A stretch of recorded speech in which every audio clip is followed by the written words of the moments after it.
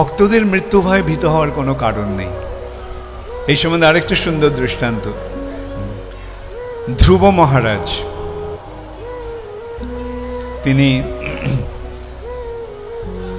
সংসার ত্যাগ করে, রাজকার্য ত্যাগ করে তিনি গেছেন বদরিক আশ্রমে।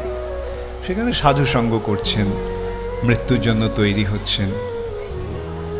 কেন জীবনের শেষে আমাদের ভগবানের সেবায় নিজেদের নিযুক্ত করতে হয়, সেটি বুদ্ধিমানের কাজ।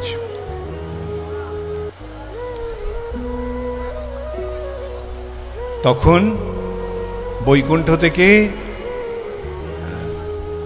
বিমান এলো, বিষ্ণুদূতেরা নিয়ে এসেছেন ধ্রুব মহারাজকে নিয়ে যাওয়ার জন্য।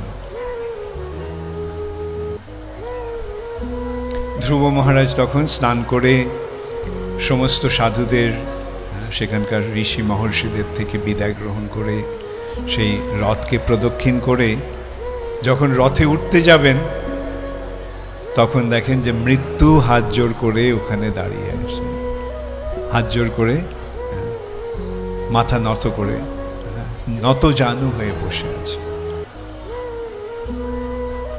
মৃত্যু আসে ভক্তের কাছে, কিন্তু কিভাবে আসে? এইভাবে হাত জোর করে আসে। কৃপা করুন, আশীর্বাদ করুন,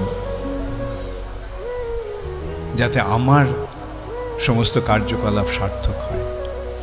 তখন ধ্রুব মহারাজ কি করলেন? সেই মৃত্যুর মাথায় পা দিয়ে সেই রথে চললেন। ভক্তের কাছে মৃত্যু এইভাবে আসে।